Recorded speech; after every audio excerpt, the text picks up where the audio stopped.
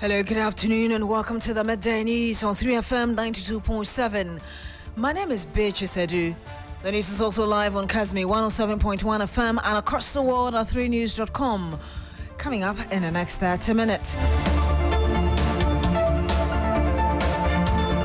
3 persons reported dead after yesterday's massive flooding across several parts of Accra.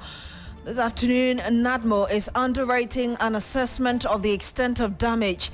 Meanwhile, Electricity Company of Ghana says it is working to restore power in affected neighborhoods. We'll bring you the very latest from the ground as residents count their losses.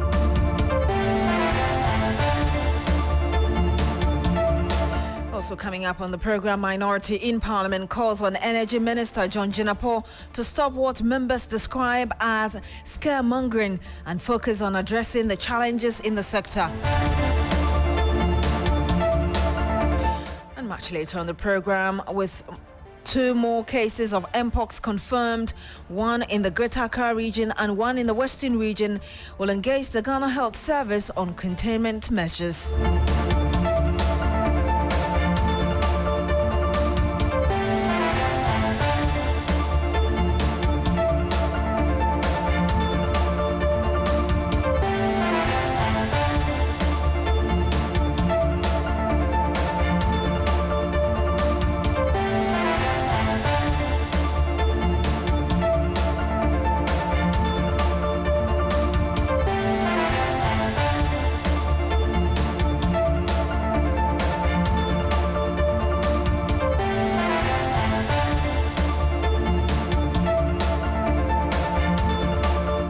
Thank you very much for joining us this afternoon. Now, the Electricity Company of Ghana, ECG, says it is collaborating with the National Disaster Management Organization, NADMO, to restore electricity supply to communities cut off from the national grid after Sunday's downpour. 3 people were reported dead after several neighborhoods in the capital city were submerged by flood waters following more than 4 hours of torrential rainfall. The deluge cut off road networks, leaving commuters stranded and many homes completely overrun. Due to the severity of the flooding, NADMO requested ECG to isolate certain areas from the national grid as a safety precaution.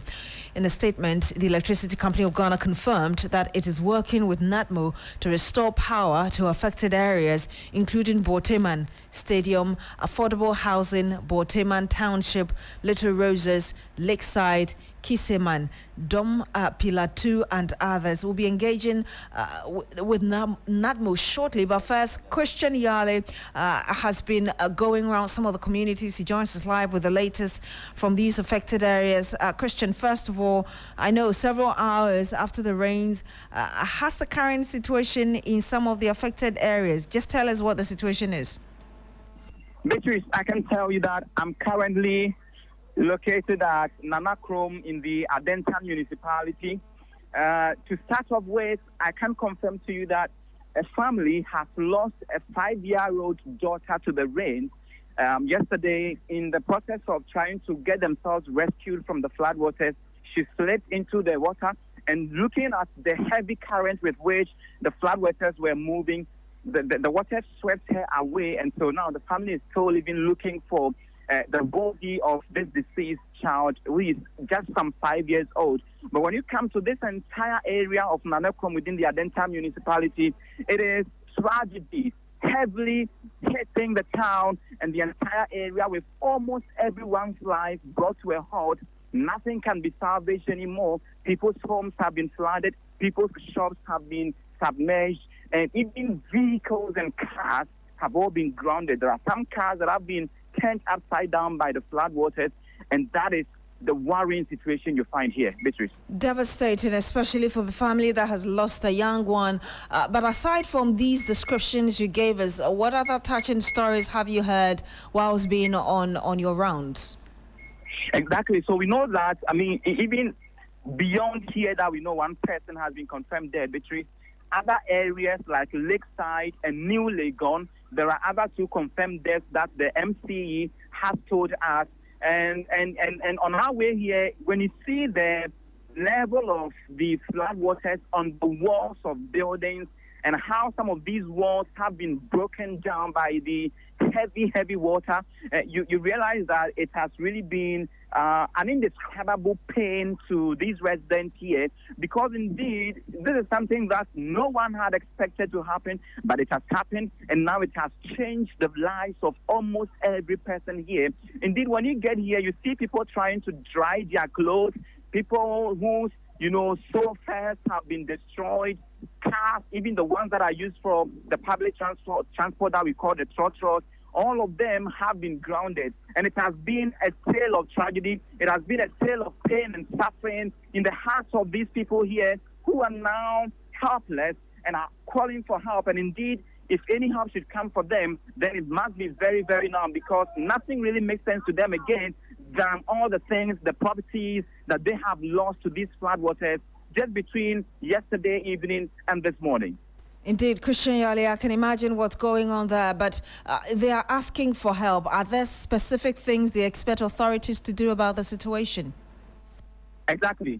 A new place that they can reside, or new houses where they can lay their head, because most of them have, kept the wake throughout the night and have not had any sleep because their houses have been taken over by the floodwaters. Some are even now trying to pump or drill the water away from their houses. So that is one demand. There are others who are asking for financial help especially. And we have seen NADMO officials around trying to drill or trying to, move a lot of these water that have packed people's houses out to pave way for some of these to be arranged or put in order. And so that is the situation right now. And then for those like the truck drivers who have been heavily hit by this, they are just pleading for, capital to help repair their vehicles. And even there are some who are driving four-wheel drives, like some 4x4s and the rest of them that have all had engine problems and cannot start them as of now. Question, finally, before you go, aside from this very community that you're painting a picture of for us, have you been to any other places? What situation did you find? It is almost the same when you get to a place like New Legon. It's almost the same when you get to Ashiye. It's almost the same when you get to Lakeside. All of these are areas that I have visited prior to coming to Nanakrom, where I am currently. And it is almost the same thing, a trail of destruction that you see all around. And it is telling. The visuals themselves, the pictures, when you see them, when you get here, the feeling of despair is just telling, Beatrice. Telling indeed. Thank you very much, Christian Yali. He's our reporter going around really assessing or looking at the devastation caused by yesterday's downpour for us. And indeed, we'll bring you more. We'll hear from the Electricity Company of Ghana as well as NADMO very shortly on this. But ahead of that, the minority in Parliament has asked the Minister for Energy and Green Transition, John Jinapor, to stop what members describe as scaremongering and focus on addressing the challenges in the sector. At a news briefing in Parliament, the ranking member of the Energy Committee, George Kwame Abuaje, said Dumso is gradually rearing its head again, and that should not be entertained.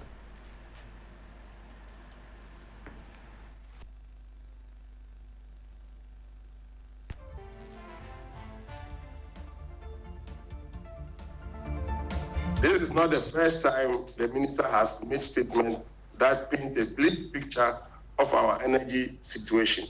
During the swearing-in ceremony of the president, he alarmingly stated that Ghana was left with only 5 hours of fuel, a comment he later retracted after clarifying that it pertained to heavy fuel oil, that is HFO.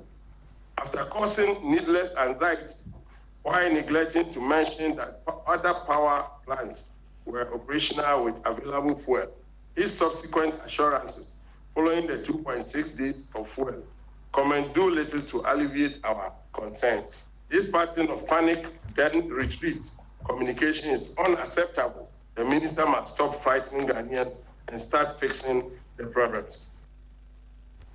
Well, let's listen to the Sector Minister, John Jinapor, and what he said about what the government is doing to solve the energy challenges as we have now. So if we take Car Power, for instance, we've had very good meetings with them, and I can tell you the good news is that they've withdrawn the letter.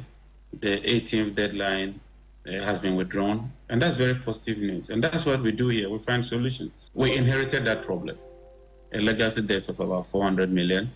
We had to tell Parliament that's the problem we inherited. And I told them that I was working with the Minister of Finance. And I'm happy to know that we've agreed on a roadmap with Car Power, and so that letter has been withdrawn. That's positive news. They wanted to know our fuel stock. I told them the fuel stock is 2.6 days with place order. I'm also happy to know that this weekend we'll take delivery of the fuel.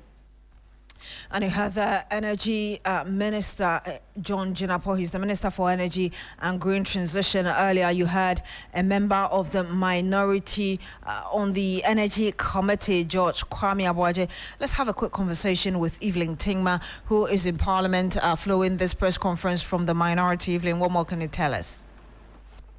Yeah, so Beatrice, so to add to what the minority spoke about this morning, and so they are saying that the last government, through prudent additions, strategically increased generation capacity based on demand and growth and assessment by 1,600 megawatts between 2017 and 2024. And so they are saying that the present government should do same by investing in the sector. And so they are also saying that the president's campaign on a 24-hour economy and this bold vision required uninterrupted power, but questions how the private sector, businesses, hospitals, agro-processing factories, among others, can operate around the clock when the lights are going off. So basically, they are saying that the minister should stop the fear-mongering and focus on fixing the fuel supply issues for the independent power producers, where they think is the major issue here.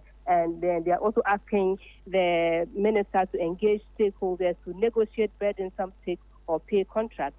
And so they are saying that it is time to stop talking and put the lights on, and as businesses are collapsing and the minority MPs especially are complaining bitterly about the situation as Doomsaw is gradually collapsing the economy. So they are saying that the Minister for Energy and Green Transition, his honeymoon is over, and so he should fix the problem and stop complaining, Beatrice. Thank you so much, Evelyn Tingma. She is in Parliament following up on this press conference by the Energy Committee, particularly the minority side on the committee. Let's return to our earlier story about the flooding in a car that has claimed 3 lives so far, and the collaboration between the NADMO and the ECG to try to restore power to some of the affected areas. We're joined by Dr. Charles Ni Ayiku.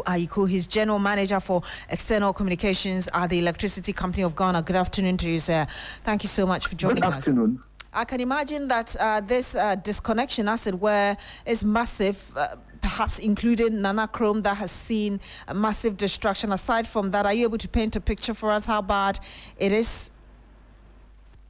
Okay, so following the heavy rainstorm yesterday, that's Sunday, the 18th of May, which caused quite should I say, some flooding and some outages within our network.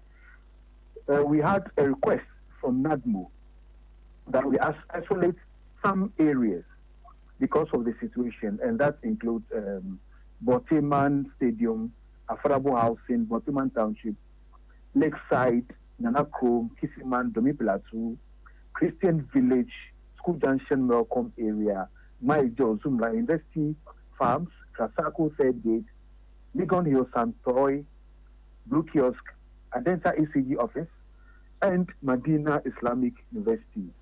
So we are currently in touch with NADMO for their directives before we restore power fully.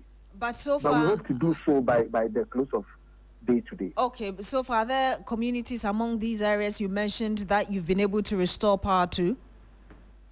Yeah, there are some communities very close to these areas which you restore power, and gradually, as soon as we receive any clearance from NADMO, we quickly move in to do so.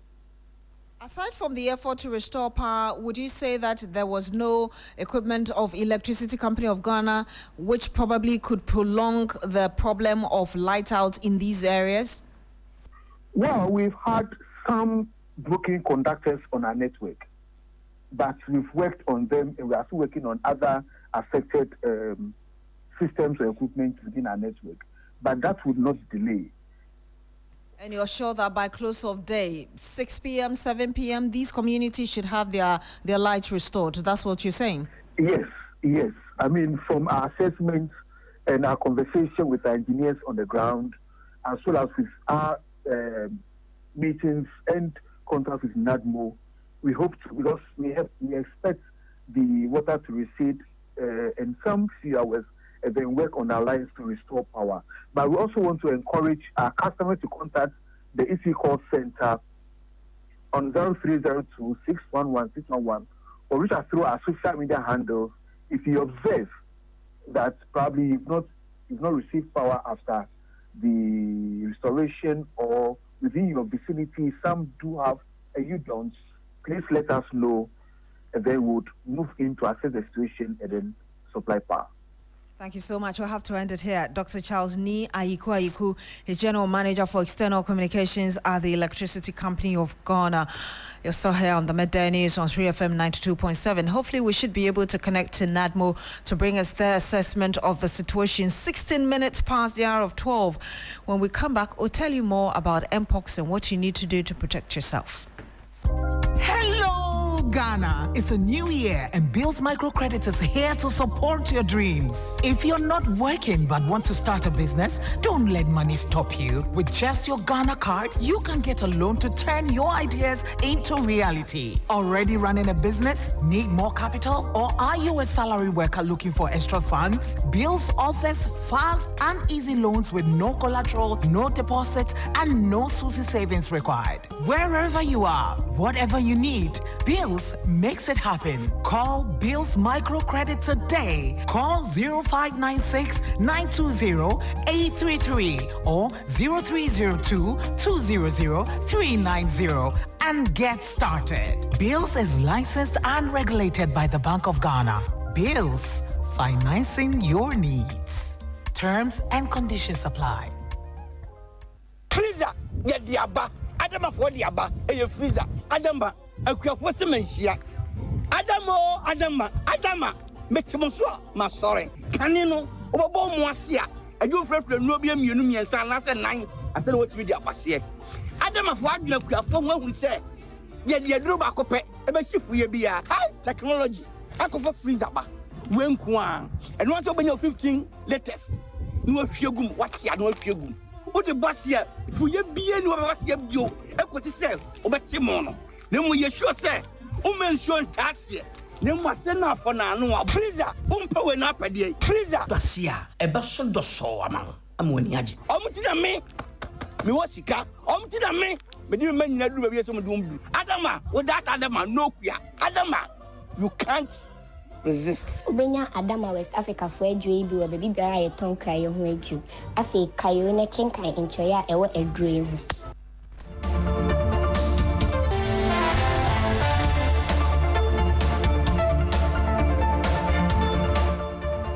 Some 18 minutes past the hour of 12. Now the National Public Health and Reference Laboratory has confirmed 2 more cases of monkeypox, also known as Mpox, one in the Greater Accra region and the other in the Western region.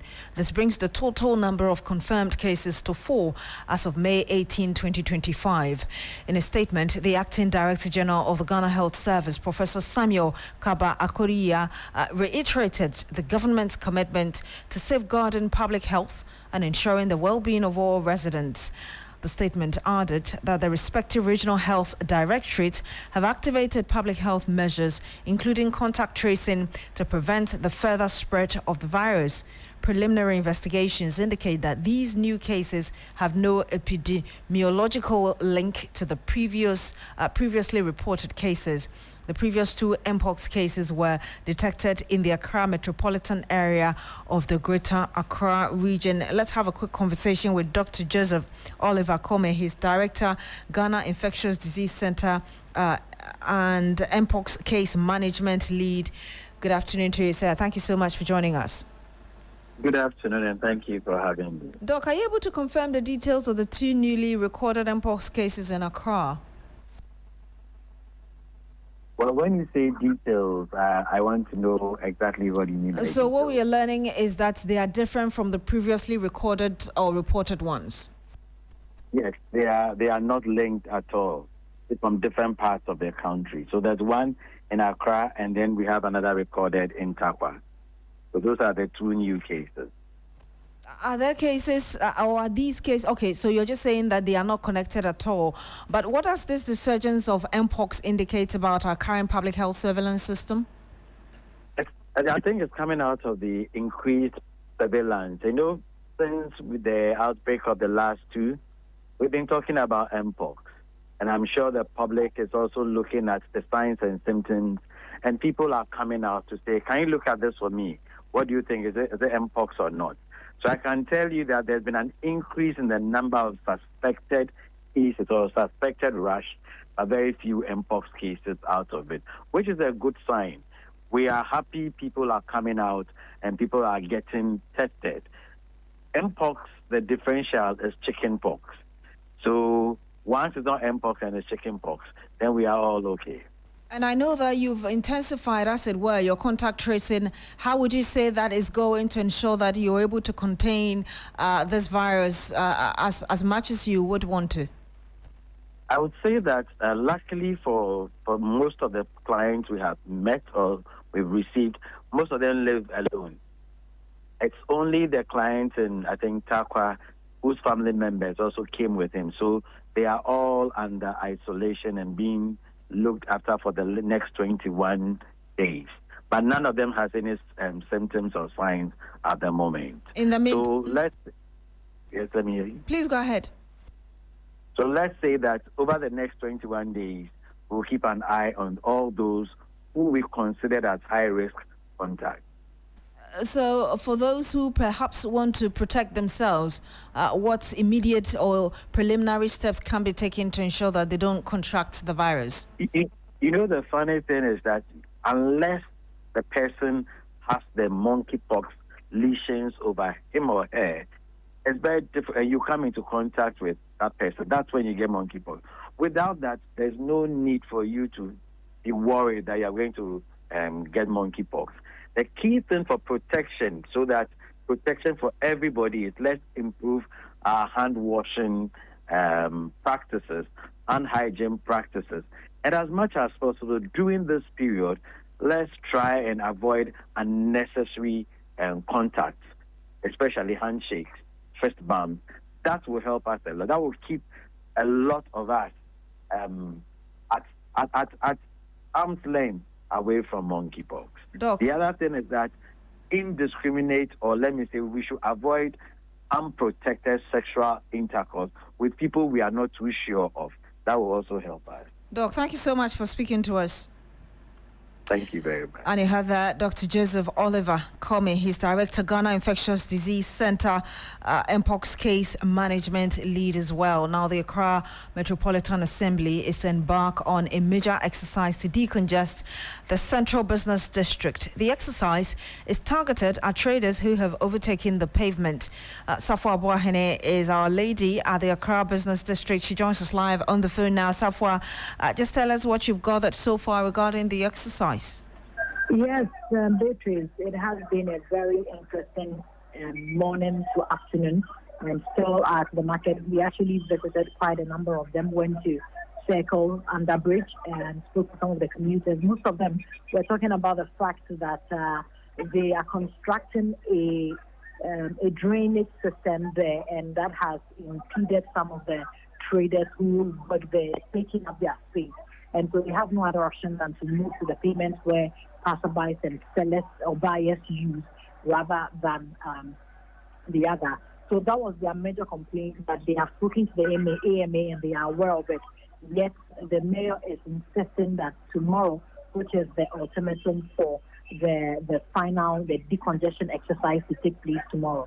And so they were pleading with the AMA and the mayor that they should look at that for them, because their place as of now is being used to construct a bridge or a gutter for them. But also moving to Tudu and speaking to some people at the Makola stretch and all, which is highly congested. If you are a daily commuter of that place, you need not to be told. You already know how difficult it is for you to maneuver your place there.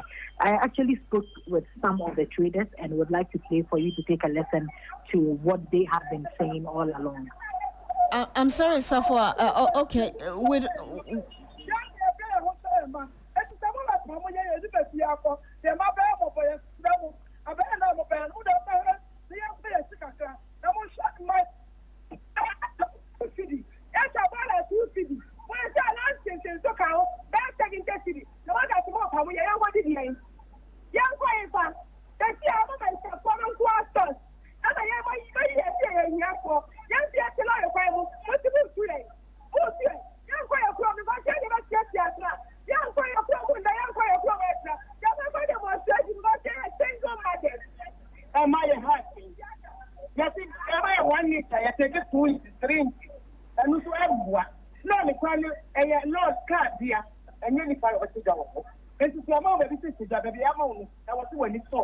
And you had some traders there, obviously one for the decongestion exercise, the last person you had saying that people are not supposed to be on the street, and the other not too enthused about the fact that this exercise is expected to take place tomorrow, thinking that that's a place for them to stay, make and sell and make money. Now from Accra, let's head now to the Central Region, where traders selling on walkways and other unapproved places at the Kotokraba and some other major markets within the Cape Coast metropolis have welcomed the announcement by the Cape Coast Metropolitan Assembly, CCMA, to move into the market to sell, but have appealed for a lenient approach. The directive by the CCMA is a move to decongest the market as well to avert any disaster after appeals by the Ghana National Fire Service to create spaces for emergency responses. Let's try and get some of the municipal chief executive for the area. As a Metropolitan Chief Executive, I think it is incumbent on me to meet my people and take their suggestions and their directive as to what to do. But we all need to brainstorm on how best we can arrive at a conclusion where we can bring sanity and bring development into this metropolis. Now, when you come to Kotokraba Market, it has been an issue. The place is highly congested and people are sitting on the street, which means they are not allowing car to be actually motorable or to allow the pedestrians even to move. They are sitting on the street selling. So if I want to apply robust decision or robust step, I don't think that would inure to the benefit, collective interest of all of us. And you heard the Municipal Chief Executive for the Cape Coast area, George Justice Arthur. Let's listen to some of the traders at the Kotokraba market. I know the fountain. Yeah, come on, what's no fountain? One away the form you way. It's a motor to say. And paying for one you want in Casa. Nah, market will be an exceptional market. This is a Sunday market. This is a Monday market. In the no say congestion, bahwa a normal days. And you heard some traders at the Kotokraba market in Cape Coast in the Central Region.